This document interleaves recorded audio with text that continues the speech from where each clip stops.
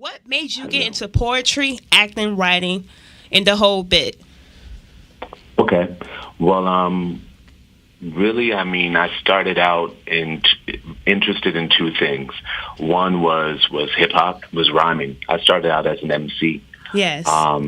Yeah, so I started out rhyming when I was like, I don't know, 8, 9, or 10. And around the same time, I got introduced to Shakespeare in school through theater and started liking acting as well. And so those roles just kind of blended for me over the years. I was studying a lot for theater, learning how to like pay attention to language and play with language in theater. And then I was like, trying to write rhymes in Old English or something, just, blending those worlds. So it started like that when I was like 8 or 9 or something, just on my own and breakdancing at the same time. I was just okay. into Clap music. your hands, everybody.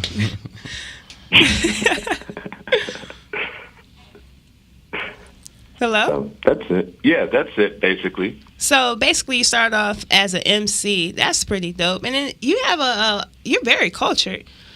Very, very cultured. I'm a big fan of Shakespeare, too. What is your favorite Shakespeare play? I don't know. I guess, I mean, the first one I did was Julius Caesar, and I played the role of Mark Antony. That was when I was like in 3rd grade. Ooh, and okay, that's that pretty. was what made me realize, like, on one there was like double and triple entendres, so like learning the layers of meanings that could exist within words. Yes. Simultaneously learning how you could talk about things while seeming to talk about other things. That there's a speech in that play that blew my mind just because of the obstacle that Mark Antony faced. He had to deliver a speech in front of the people that had murdered his friend, the Caesar, and to make the people revolt against the people who were letting him speak, but he couldn't let the people who were letting him speak know that. I know I sound confusing. I'm having fun. But, no, you don't sound confusing. I understand. But, yeah, it was, I think it's that one. But all of them have layers that's interesting. But don't get me wrong. I mean, I was saying I was into it then. I'm not really scanning a lot of Shakespeare nowadays. Okay. But yeah, that was something I was into as a kid. I enjoyed reading that. Like other kids might like mythology or, I don't know, Dungeons and Dragons or video games or whatever. I was into that. All right. So that's pretty cool. That's dope. My next question is a little bit serious because, it's a lot of different things going on in today's world, okay? So what is your current view on what's going on in today's society with the whole Black Lives Matter and all these cops killings and et cetera? I just want to get your perspective on it. Well, I mean, Black Lives Matter, like, as a movement, wouldn't come into the position that it is if it weren't necessary. It's not born out of nothing, And so for me, from where I stand as someone who's like the child of activists who was out, participating in actions and protests as a kid and teenager, part of it breaks my heart. That's the first part of it for me. It breaks my heart because I would never think that we would still be fighting for the same things I remember fighting for since I've been little. You know what I'm saying? So there's that. On the other hand, you can be excited about the fact that certain aspects of the dialogue are becoming more mainstream. But I think that goes in cycles. On the other hand, I think that we as a people have to be mindful of the fact that the issues that we face are connected to even larger issues. For example, police brutality is real in Haiti and the Congo and in many places around the world where the police look just like them. So it's not only a question of, white supremacy through police brutality. It's a question of how power corrupts individuals. Okay. Yes. And that's something we see reflected in every aspect of society. You could see it through the media, through, when you look at like how celebrity affects artists. Yes. And what have you, how power corrupts individuals. And to me, that says that we need to be working on something that's going to like strengthen us in our appreciation of being alive, of being human, of our connection to everyone. But yes, Black Lives Matter is born out of necessity, and it's a shame that we have to say that. It's a shame that we need to repeat that, but that's where we are. That's what it is. That's our reality at the moment. Yeah. I mean, I often think it's kind of crazy because you said we're still fighting for the same thing that you was fighting for back when you was young. So, do you see any type of progress at all? Do you see progress? Do you see that in the future that we're going to be at a better place where Black people, we don't have to continue to experience being like non-human in America? It's like we're second class still. And a lot of people, they don't understand. They might think that we're complaining, but no, this is our reality. What I see is that there are a number of us who are learning to articulate and express what we're feeling in more clear and concise ways. Like, what excites me in terms of progress is like when I used to hear people talking about privilege and supremacy and all this stuff, it happened in the underground in certain circles. And I'm hearing larger clusters of people being able to speak that lingo, and speak of intersectionality and make, the connections between, queer movement and Black movement and and remembering the indigenous and all this stuff. Like, if there are any leaps of like consciousness, or basically in terms of progress, I see a leap in consciousness in that I see more people ready to talk about it. And that's funny because it's born out of a moment where really a lot of art has been like totally equated with escapism. Like, we don't really have songs or a lot of films or anything pushing us in that direction, but the people are pushing themselves out of, the reality that's crushing us, and technology is helping us expose that. And I see the excitement. I see people perfecting like how they can, articulate what's felt, which makes it clearer for people to receive it and get it. So yeah, I see progress. Okay. Definitely. Well, that's good. That's good to hear. One other thing that I really do love about you is that you are a hip-hop head. You love hip-hop, and you are a huge Tupac fan. I am a huge Tupac fan. My daddy, my uncles, everybody love Tupac. So I just want to say, you mentioned before that you were a fan of Tupac and were definitely on his side when it came to certain things. What is your best memory of Tupac? Oh, man. You see, I'm in Atlanta right now. And I lived in Atlanta when he shot those two off-duty cops. Uh-huh. Oh, wow. I know that's not supposed to be a favorite moment. I mean, that was a real moment right there. That was a real moment. Was a real moment. And there was, I remember the excitement of, like, hearing it on MTV. Like, what happened? What did he do? And being in the city and hearing all the stories and all this stuff. And then seeing that he was in the right. Yeah. He was. That he was in the right in that moment. That was amazing. That was the most hardcore thing ever. All right.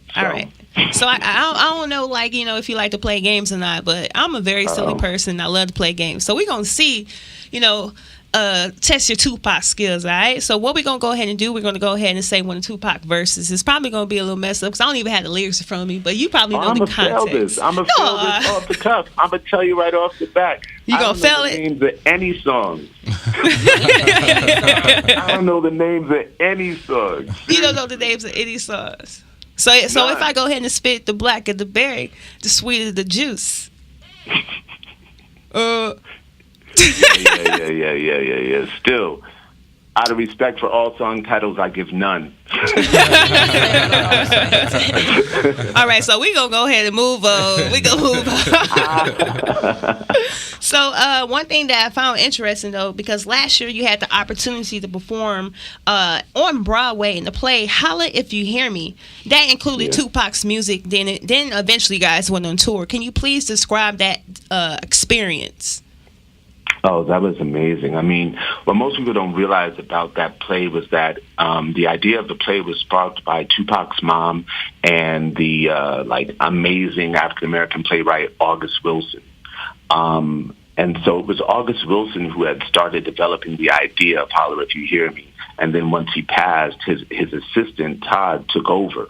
And so we were dealing with something that was surreal. What August Wilson and what Todd had done is they took all of Tupac's lyrics removed the titles and all that stuff, and it took all these lyrics together and wrote a story using his lyrics, like restricting themselves to his lyrics, but not telling, quote unquote, his story, but the story of a dude who gets out of prison, who comes home and wants to change his life and gets caught up in something that just draws him into it, and he tries to get out of it and ends up like just being a spark of inspiration for his whole community.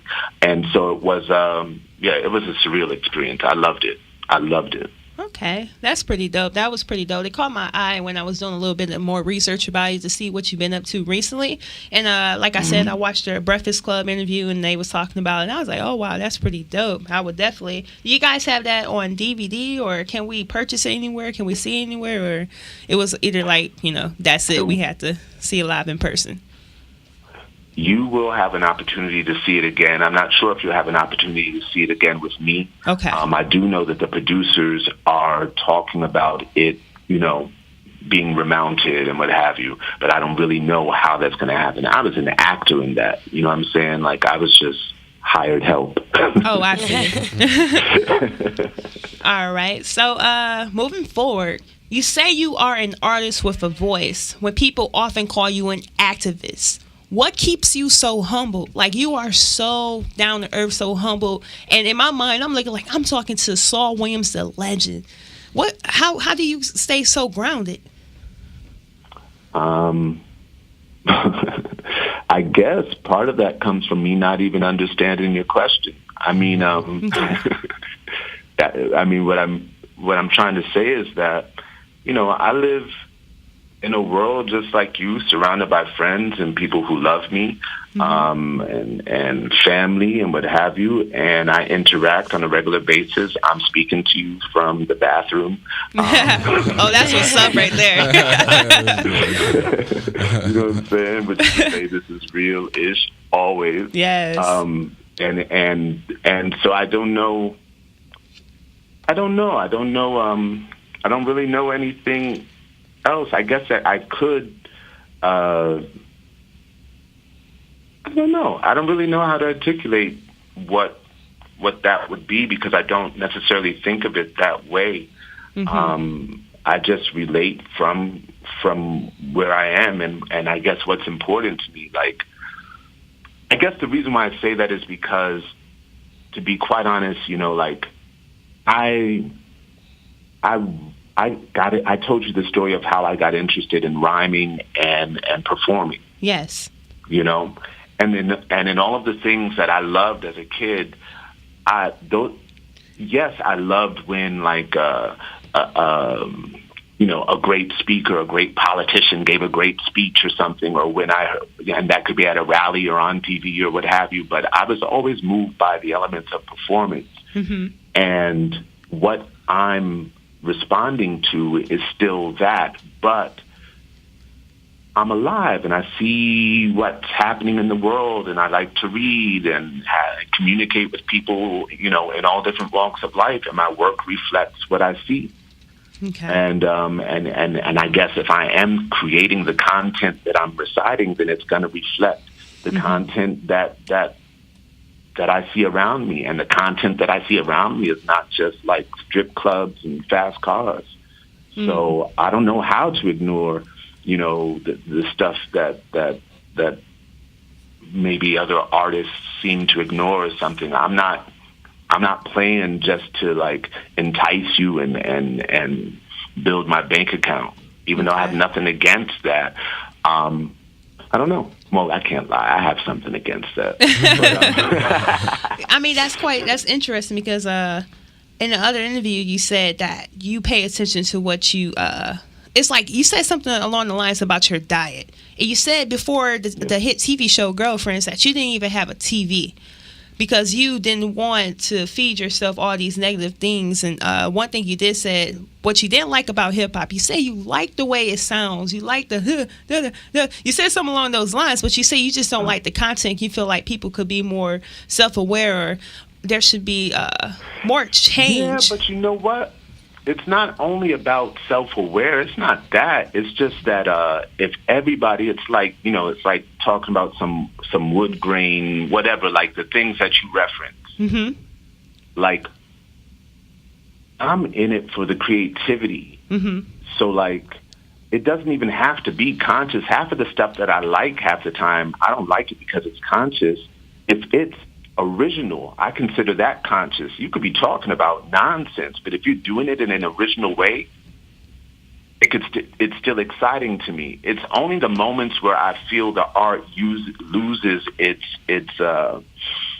originality, when it becomes formulaic and it's easy to predict. Mm-hmm. Then I start thinking about, damn, I wish they were saying something different. But what I'm really saying is I wish they were just doing anything different, because if they were talking about some crazy stuff that I disagreed with in a way that was fresh, that I never heard it, I'd still be into it, Right. So really, it's a critique on that level. And so when I do critique it, I go, wow, maybe we need to start thinking about other stuff. Right. And so it's a fine line, I guess, that I'm trying to walk there, in terms of, it's not about necessarily asking everybody to be quote unquote conscious. Mm-hmm. It's just saying, step your game up. Like, you sound like that other dude. You just stepped your game up. I can relate to that. My next question here is a little bit more serious, or probably a little bit more personal, but I do want to know, who were some of the people who inspired you the most throughout your life? Lots of people. I mean, it starts, I guess, at home. Like, my mom, my dad. I mean, people spark your interest even in ways that where when they can get on your nerves, you're not even interested. Yeah.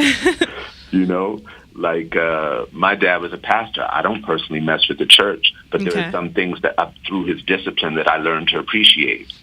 Okay. All right. I can definitely relate to that. Yeah. All right.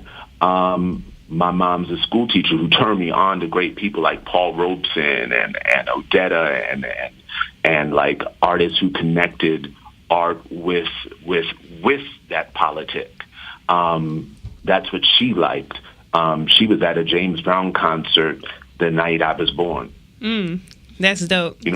Yeah, she was she was into stuff like that, and she kept it moving, and that was inspiring. My sister became like political as a teenager, and the way that she bonded with me, her little brother was like 7 years younger than her, was she would be like, read this, do your school report on this, talk about what's happening in apartheid, or she'd come home like, yo, we're boycotting Coca-Cola in this house because they're invested in what's happening in South Africa, or blah, blah, blah, blah. Mm-hmm. And that sparked my interest as a kid. That influenced me. Then there's the superstar factor. When I was a kid, I mean, I always had rotating favorite rappers. Like one point it was LL. Before that it was Run DMC, and then it was like Rakim or KRS-One. And then it was Lauryn Hill, or then it was Nas, or whatever. It was always people that were making me think different. And then there were artists like let's say like writers like Octavia Butler or Alice Walker. Yes. But, there's been films. It's always been stuff. There's been tons of people that have inspired me. You got to. Inspire just means to breathe in. Expire means to breathe out. Suspire means to stop breathing. So to be inspired is really just to breathe. It's to pay attention to what's around you. You know what I'm saying? Like, inspiration is everywhere. So I'm inspired through conversation. A good conversation inspires me. Yes. You know what I'm saying? Same with me. A fly pair of shoes. So I do have a question for you. Okay, who are some of your favorite modern day rappers? Who do you vibe with? Who do you listen to? Do you listen to the Young Thug, Drake, Kendrick Lamar? Who do you personally, favor in this time of day? Yeah, I listen to all of them. I listen to all of them. So like, a lot of cats have moments of inspiring me where I can't say, like, when you talking about young cats, I can't look at a complete body of work necessarily. Maybe Kendrick, where I can look at his body of work so far and be like, wow. I really like where this cat has had him, and I also have to acknowledge all the cats that he's around. Like whether it's the Brain Feeder crew, like Flying Lotus and Kamasi Washington, and and all those cats. I like the circle around him. Even like the directors he's worked with and stuff like that. I like that circle. Khalil Joseph. Yeah, I like him. When it comes to like Young Thugs or something like that, there are moments where I'm like, where I'm loving what he's doing. There are moments where I'm like, yo, this dude is really on to something, and simultaneously I might hear something lyric wise or content wise, or I'm like, oh, yo. And not necessarily move, but the voice and the patterns, like oftentimes I'm into it. Same could be said for like the Rich Homie Quan or it's like there are moments where I love Travis Scott, for example. I love Travis Scott. Yeah, you know what I'm saying? I love his energy. And that's someone who like where oftentimes I'm like, oh my God. Like his first verse and what is it? Don't Play. I'm like, oh my God, what the? Like there's tons of stuff that moves me. There's other people like YouTube people like Lady LaSure. I don't know if she does this thing called the Clean Speech. I think she's fresh. There's funny rappers like Lil Dicky. I think is funny. There's for a while I'm super into footwork. So. There's a lot of DJs and electronic artists I'm into, but in terms of rappers, for a second there was a lot of drill rappers like anyone like what's his name? Fredo Santana. Is that what I'm talking about? Fredo Santana, exactly. The war. There was a moment when I was living in Paris where I was only bumping that because it felt perfect for where I was, and that for me had everything to do with flow. Like and just that spirit. Like sometimes I'm vibing off the stuff. So I'm like, wow, I feel like I'm listening to like Child Soldiers. Which is, prevalent in many places all over the world and is crazy on many levels, but another reality. And the music coming out of that reality speaks to me too. You know what I'm saying? So I'm all over the place in terms of MCs bringing it. Rhapsody. I like that kid Rory. Who else? I'm definitely gonna have to check out some of the artists you named because some of them. Oh yeah. I like Chance. I like Lil B. I like. You like Lil B? Yeah, I do like Lil B. Actually, that's what's up. I like the really old Lil B where everything was just like celebrities, like oh, like the Bieber, all that stuff. No, to me that shit was excuse me, here I go. That moment was brilliant.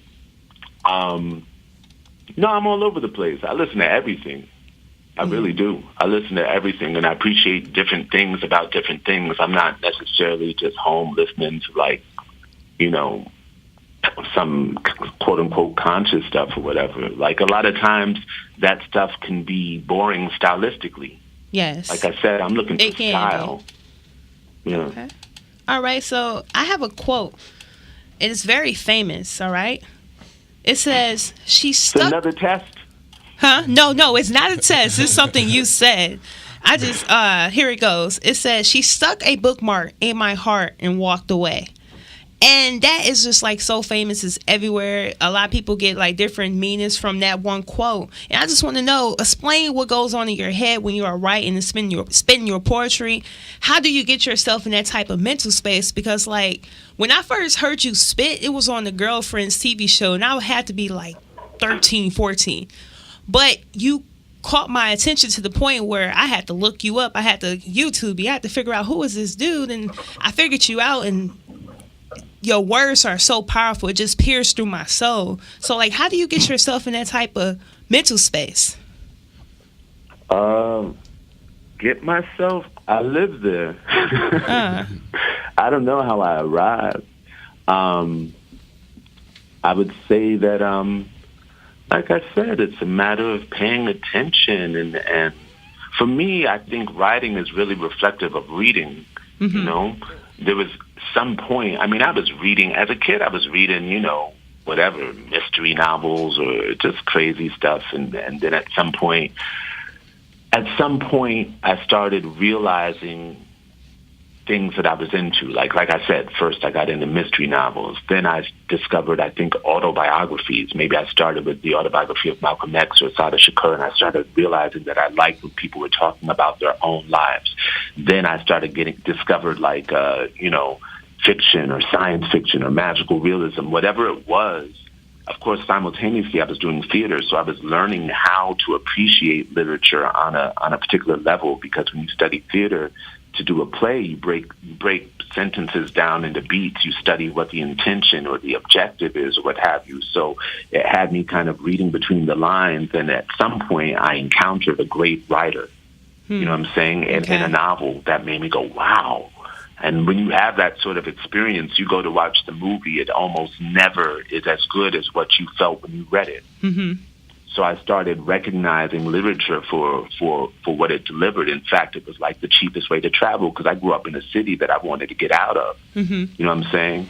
But not to say I was home reading and nothing of the sort, but at the point where I started getting into books, while I was traveling or riding a bus or riding a train or whatever, it started taking me places, and I enjoyed it. And then I started enjoying the context or the construct of a sentence, you know, and in doing that through music too. You know, like I remember as a kid or whatever, hearing a Sade song, and she's talking about a woman in Somalia. And I love Sade. You know that song? I don't, The Sweetest Taboo by Sade. And in it she talks about there's describing this woman's pain. She's searching for pearls on the roadside. There's a force strength stronger than nature keeps her will alive. This is why she's fighting to survive. And then she says that her pain hurts like brand new shoes. Oh, wow. That's and cool. I remember hearing that as a kid and being like, wow, that's poetry. Wow. And so learning how to describe things, and then having challenges that I would give myself, or challenges that were imposed on me. Like I told you about my sister. I have another sister that gave me a bunch of like index cards with words that were like words I was not supposed to say. Right? And those words were just like good or beautiful. They were like everyday words, so that it was a challenge to like shift your vocabulary and learn better descriptive terms or something. Like just games. Games.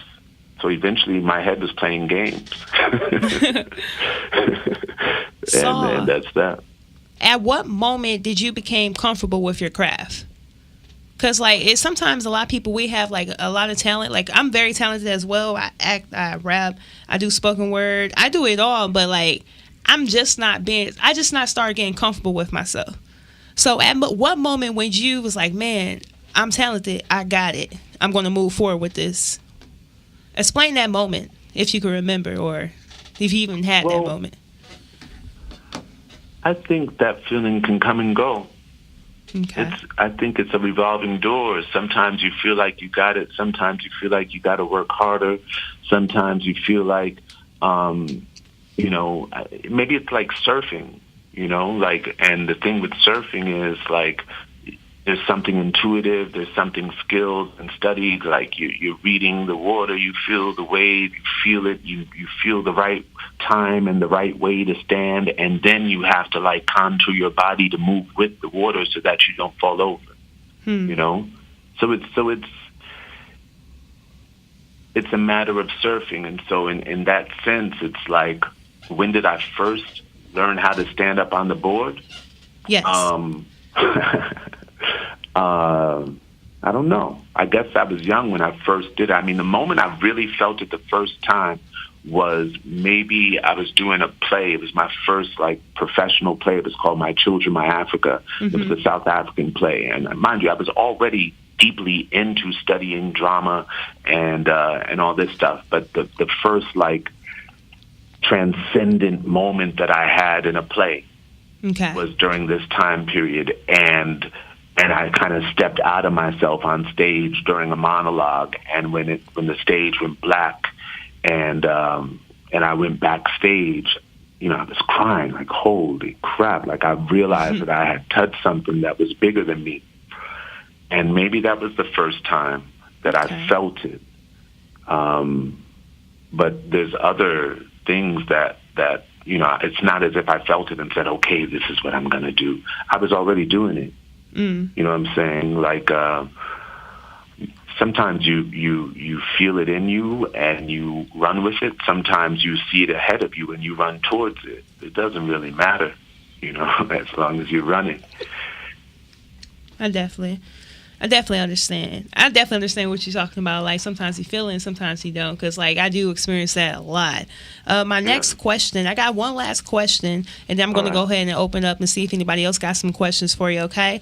So, give us, I have to mention the hit TV show Girlfriends, because that's where I first, fell in love with Saul Williams, okay? So go ahead and give us a memorable moment you had on the set of the hit TV show Girlfriends. It could be anything. It could be silly. It could be you was drinking water and it spilled on your shirt. It could be anything.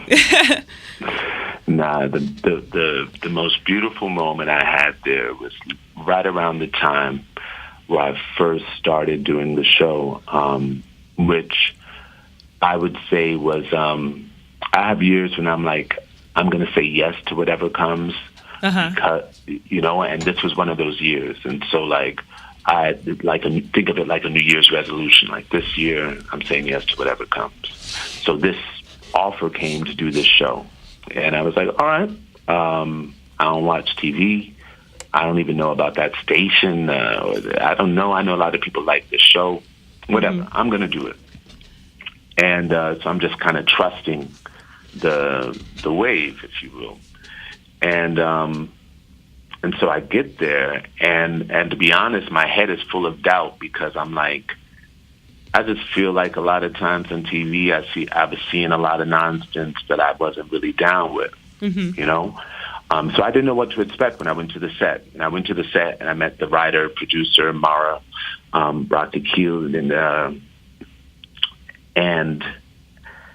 and I saw a moment where Tracy Ellis Ross was asked to say something that she actually disagreed with as someone, she was like, I'm biracial. I think this is offensive. I wouldn't want to say anything like this. I don't think this is cool. And I saw all the writers convene around her and agree with her and change what was said, so that it could have the proper meaning and the sort of meaning that she was comfortable with. Okay. And I saw that like maybe the first day or first week on set, and I never imagined that stuff like that went down on a Hollywood set. Right. I was impressed, and I was like, wow, this is cool. This is cool. And it was all women mostly. It was mostly women running it behind the scenes and what have you. So I was super impressed. I was just like, this is dope. So, yeah, I would say it was that. All right. So what we're going to go ahead and do now, I do have two more questions for you, but basically it's talking about your visit to Nashville, Tennessee, because you are going to be here tomorrow. But I'm going to go ahead and open up the floor to anybody else who have any questions for Saul Williams. Go ahead and shoot. Hey, Saul, this is... did you want to go? Okay, yeah, this is Chris James. I had a question, like, from the perspective of somebody who is a professional artist. I was wondering if... when you're creating your pieces, do you have any kind of like any process or ritual that you go through, like to maybe give you like some idea of what you're going to create? Or does it just flow, like it just comes? You just write it down and it goes and it sounds good. Well, I mean, there's always rituals. We all have rituals. I think it's impossible to escape ritualizing many processes, even if you like to run the water before you brush your teeth. You know what I'm saying? Mm-hmm. Like whatever it is, you like to hold your toothbrush this way. There's all these sorts of rituals. Right. So I'd be crazy if I said I don't have any. Although what I try not to be oftentimes is superstitious about rituals. But yeah, I've had over the years, I've had different rituals just in life, not just to sit down and write, but just in life, so that when the moment comes to write, like I cater, shape my day around the possibility of those ideas coming. So I mean, I'm carrying things to write with. There's all of that, But on the other hand, it varies. It varies when or how an idea comes or expresses itself, or how deep I'm into it, how easily I am distracted or not, whether I'm writing with music playing or without music playing, whether the music is getting in the way or the music is aiding me, whether, I'm comfortable where I'm sitting, whether I'm writing by hand or on a keyboard. All those things change, Okay. Yeah. So it really depends on what mood I'm in, and so really it's about paying attention to the moods as they arise and just following it for as long as it goes. And sometimes it's for 20 minutes, sometimes it's for 20 hours. You know what I'm saying? It really varies. Okay, that's cool. I know, that 20-hour comment, that's true, because there's been times where I was recording and working on something from sun up to sundown, forgot the day was gone. Exactly. I love that, but you can't force that. You know what I'm saying? You can sit there waiting for 20 hours. That's different. All right. Do anybody else got any questions? I think I have just one question. How do you deal with being in the spotlight of just around people, because honestly you're like a celebrity, so how does it feel to be in that spotlight, to go from in the childhood be kind of being like everybody else, but then now being well known and things like that? How does that feel? How do you deal with that? Well, I think the thing is, once you're in that sort of spotlight, then it becomes a choice of whether you want to be in it or not. I'm talking about on a daily, everyday basis, like I spend a lot of time at home. I spend a lot of time around family and friends who don't, interact with me on some fan type thing. You know what I'm saying? So that I don't necessarily have to entertain that on a regular basis. And I guess you could say that is intentional on my part. On the other hand, it doesn't really faze me, someone coming up and saying, I like what you do, or thank you, or whatever. Normally I'm cool with that. It might get frustrating sometimes if cats are pausing you as you're on a mission. Who knows? You know what I'm saying? Everybody's different and everybody responds differently, but also everybody doesn't respond, and don't everybody know who I am. You know what I'm saying? So it doesn't necessarily faze me because I don't put too much stress on it. You know what I'm saying? My real intention with all of this is around wanting to create on a particular level. And so that's what it's about. It's not about wanting to be recognized in a particular level, maybe to an executive so that they could pay me what I ask. Right. You know what I'm saying? But in terms of regular people, it's all kind of normal or normalized through the sense that that's not necessarily what I'm doing it for. I'm interested in touching people in a particular way through my work. Right. And if I happen to touch them in person, cool. Nice to meet you. All right. So the last two questions I have. Do anybody else got any? I just had a standard regular question, and I basically just wanted to be nosy and know if there will be any upcoming projects that we can look out for to see you in the near future. To see me in? Yes, or just hear about anything, Books, anything. Yeah. Because you just fed my soul today, so I'm just anxious to really just hear more, see more. Oh, thank you. Well, as you know, I'll be there tomorrow. Yes. I have a book that just came out. I have an album called Martyr Loser King that'll be out in January. That album is part of a larger project. It's actually the first installment in a multimedia project that is called Martin Luther King, where I'm currently working on a graphic novel and a film, and another album that belong to the same project, with a lot of content in between. So, yeah, there's a lot of stuff in a lot of ways where you'll be seeing me in the near future. We are in the midst of a media blitz, essentially. Okay. Like we have a lot of stuff coming up. I say because I work with the team. Okay. Nice. Okay. I respect that a lot. All right, Saul. So it came down to this. I definitely want to hear you go ahead and spit something live. It could be anything. It could be a love poem, romance. It could be anything. Just go ahead and spit something. We're going to go ahead and get up out of here afterwards. All right. I could recite the grass on a hill Yes. and memorize the moon. I know the cloud forms of love by heart and have brought tears to the eye of a storm. My memory banks vaults of autumn forests and Amazon riverbanks, and I've screamed them into sunsets that echo in earthquakes. Shadows have been my spotlight as I monologue the night and dialogue with days, soliloquies of wind and breeze applauded by sun rays. We put language in zoos to observe caged thought and toss peanuts and P-funk at intellect. And everyone thinks these are metaphors. I speak what I see. All words and worlds are metaphors of me. My life is altered by the moon, footprints written in soil, the fountain pen of Martian men noveling human toil. And yes, the soil speaks highly of me. When earth seeds root me, poet, tree, and me fathers forever through recitation. Now, maybe I'm too serious, too little here, too matter, though I'm riddled with the reason of the sun. A stand-up comet with the audience of lungs. This body of laughter is it with me or at me, you more or less human, though genders mute. And the punchline has this lifeline at its root. I'm a star. This life's the suburbs.